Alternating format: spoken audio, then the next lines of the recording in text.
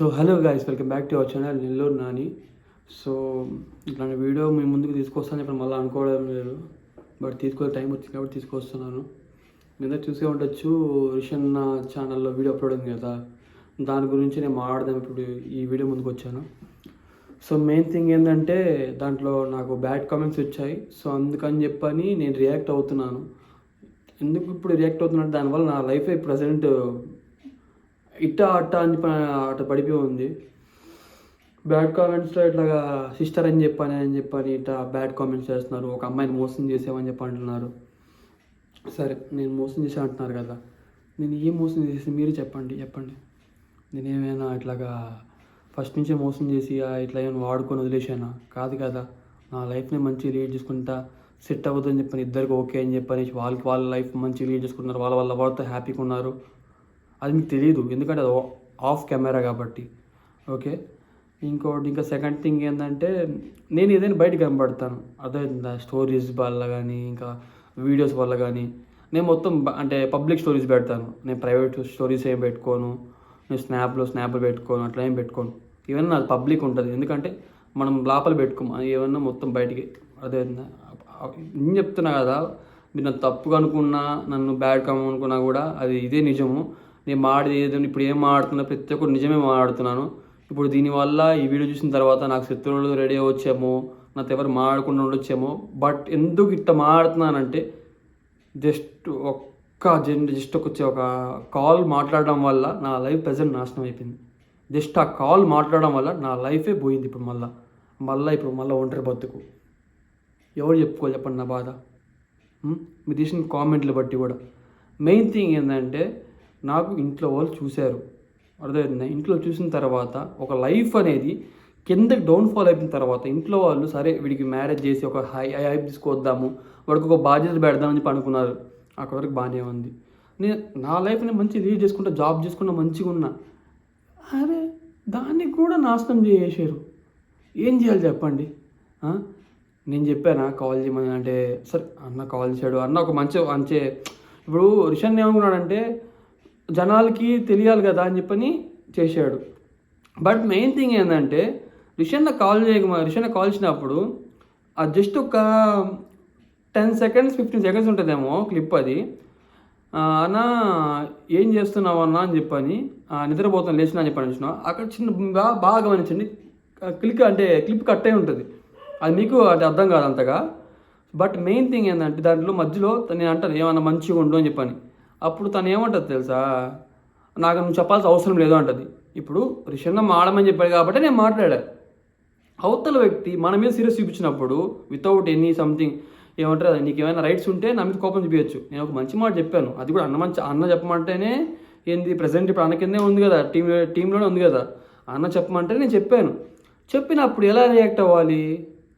ఒక మంచిగా సరే అని చెప్పాను. నాకు నువ్వు చెప్పాల్సిన అవసరం లేదని చెప్పాను. సో దాని తర్వాత మళ్ళా అన్న ఫోన్ తీసుకొని ఇట్లా కాదు నువ్వు ఏదైనా ఉంటే క్లారిటీ ఇవ్వాలి జనాలకి, ఇట్లయితే కరెక్ట్ నువ్వు బ్యాడ్ అయిపోతావు, క్లారిటీ ఇవ్వబోతావు అంటే అప్పుడు మంచిగా మాట్లాడుతుంది. అంటే జనాల కోసం మంచిగా మాట్లాడాలా? మీకు అర్థమవుతుందా? అంటే కెమెరా ముందు ఒకలా, కెమెరా వెంకాల ఒకలాగనా? సో అట్లా నేనే చేశాను. అవును అని చెప్పాను, అప్పటికి మంచిగా మాడా. లాస్ట్లో జస్ట్ ఏంటంటే నాకు మనసులో కోపం ఉంది కాబట్టి ఓకే సిస్టర్ అని చెప్పాను. అది తప్పైపోయింది అంతే. మీ అందరి దృష్టిలో నేను శత్రువులను అయిపోయాను, ఒక లంజవాడుకుని అయిపోయాను, ఒక బాట్కౌన్ అయిపోయాను, ఒక అమ్మాయిని మోసం చేసేవాడు అయిపోయాను. తప్పు నాది, నేనే తప్పు చేశాను కాబట్టే నేను ఇన్ని రోజులు కష్టపడిన ఛానల్ కూడా ఇచ్చేసి వచ్చేసాను. నేను తప్పు చేశాను కాబట్టి ఈ రోజు దాకా కూడా ఈ మ్యాటర్లో ఒక వీడియో కూడా కొట్టలే. నేను తప్పు చేశాను కాబట్టి ఈ రోజు దాకా కూడా ఒక టాపిక్ కూడా నేను పేరెత్తి కూడా తీయలేదు. ఎందుకు? ఒక ఆడపిల్ల ఎందుకంటే మన ఇంట్లో కూడా ఒక ఆడపిల్ల ఉంటుంది కాబట్టి నేను చెప్తున్నా కదా, నేను ఆడపిల్లకి చాలా రెస్పెక్ట్ ఇస్తాను, అర్థమవుతుందా? అర్థం చేసుకోండి. బట్ మెయిన్ థింగ్ ఏంటంటే తను తప్పని చెప్పనట్లే, బట్ ఏంటంటే మీరు అర్థం చేసుకోవడం వల్ల అంటున్నాను, లేకపోతే తను అట్లా మాట్లాడుతున్నా నాకు అర్థం కావట్లేదు. కానీ మీకు తెలియాలి అంతే తప్ప మళ్ళీ తనకి ఇప్పుడు నాకు కామెంట్స్ వచ్చాయి కదా, తనకి బ్యాడ్ కామెంట్స్ రావాలని చెప్పి అనుకోవడం లేదు. నాకు అట్లా ఆలోచన కూడా నాకు ఉండదు. ఎందుకంటే నా లైఫ్ని మంచిగా ఉన్నా, తన లైఫ్ వాళ్ళ ఎవరితో హ్యాపీగా ఉంది అంతే, ఇంకేం లేదు. దీని గురించి అసలు ఇంకేం టాపిక్ లేదు. మళ్ళీ అన్న మీకు కలుస్తారా? ఎందుకు కలుస్తాను చెప్పండి? ఇంకా అంతే, ఫినిష్ అంతే. మీరు ఎంత అనుకున్నా కూడా, ఎంత కామెంట్ ఇది ఫినిష్ అంతే ఇంకా. ఎందుకంటే నా లైఫ్ ఆల్రెడీ మొత్తం అయిపోయింది. 5 సంవత్సరాలు కష్టపడితే 5 సంవత్సరాలు కష్టపడితే ఈ రోజుకి నా దగ్గర మినిమం బ్యాలెన్స్ కూడా లేదు. మా అమ్మోళ్ళకి ఏ ఇప్పిలేని పరిస్థితి నాది, అర్థమవుతుందా? అట్లా అయిపోయాను నేను. సో మళ్ళీ చెప్తున్నాను, మీరు పెట్టే కామెంట్ ప్రతి ఒక్కరికి ఒక లైఫ్ ఇవ్వాలి తప్ప ఒక లైఫ్ నాశనం చేయకూడదు, సరేనా? ఇదే చెప్తున్నా. ప్లీజ్, మిమ్మల్ని తిట్టడం లేదు, రిక్వెస్ట్ చేసుకుంటున్నా, అర్థం చేసుకోండి. ఈరోజు నమ్మతానమ్మరు మా అమ్మ పైన ఏడుస్తుంది. ఏందా నీకు ఛానల్స్ ఎందుకురా, నీకు అవసరమా, నీకు ఒక లైఫ్ ఉంది కాదురా, నువ్వు చదువుకోలేదా, ఎందుకురా ఇవన్నీ, ఒకరోజు తిట్టించుకోవడం ఎందుకురా అని చెప్పి మా అమ్మ బాధపడుతుంది. అదే కన్న తల్లి బాధపడుతుంటే మా అమ్మ ఎప్పుడు అంత ఏడవల. యాక్చువల్లీ ఈరోజు మా అమ్మ బర్త్డే 12 విష్ చేద్దామని కాల్ చేద్దాం అనుకున్నాడు, ధైర్యం లేదు. మా అమ్మని బాధ పెట్టానేమో అని చెప్పని నేను చెప్తున్నా కదా, నేను తప్పేం చేయలేదు. ప్లీజ్ అర్థం చేసుకోండి. మీకు అంతగా ఉంటే నన్ను తిట్టండి.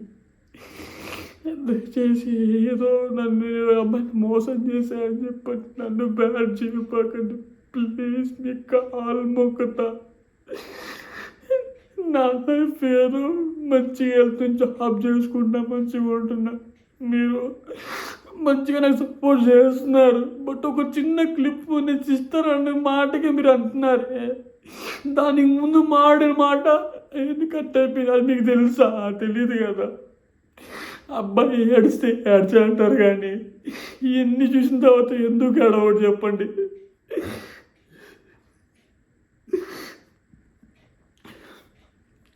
సో నేను కూడా వేద్దాం అనుకుంటున్నాను. ఇంకా కూడా సరే, నేను పెళ్ళి చేసుకొని కూడా ఇష్టం లేదు చెప్పండి, నేను చచ్చిపోతాను చెప్పండి. అట్లా ఒంటరిగా ఉండి ఒక బ్రహ్మచారిగా ఉండి చచ్చిపోతాను తప్ప నేను ఇంకేం చేయలేను. ఏం చేయాలి చెప్పండి? ఒక పక్క ఒంటరి బతుకు అయిపోయింది, ఎవ్వరు లేరు, ఒక అన్న లేడు, ఒక ఫ్రెండు లేడు, ఒక తమ్ముడు లేడు, ఒక అక్క లేడు, ఒంటరి వాడిని అయిపోయా. ఒక్కడిని ఆ సోఫాలో పడుకుంటా. నాకు అప్పుడప్పుడు ఈవెన్ ఎడైనా రైలు పోవడానికి కింద అడిగి చచ్చిపోవాలనిపిస్తుంది. నాకు అసలుకి అవ్వట్లేదు. హ్యాస్ ప్లీజ్ అర్థం చేసుకోండి.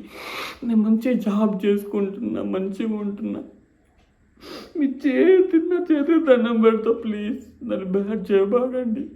మా లైఫ్ వీడియో చూసిన తర్వాత కూడా తనకు కూడా బ్యాడ్ కమెంట్స్ పెట్టబాగండి. తన లైఫ్ వాళ్ళ వద్ద మంచిగా ఉండని అండి.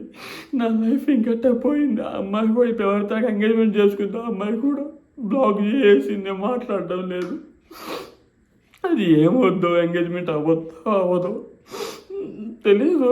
ఆల్రెడీ ఎంగేజ్మెంట్ ఇన్విటేషన్ వీడియో కూడా కొట్టేశాను, తర్వాత కూడా అప్లోడ్ చేస్తాను. చూడండి ఎంత హ్యాపీగా కొట్టాను ఈరోజు మీ కళ్ళ ఇంత ఆడస్తున్నా.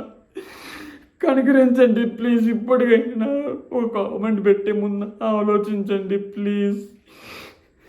Please me please please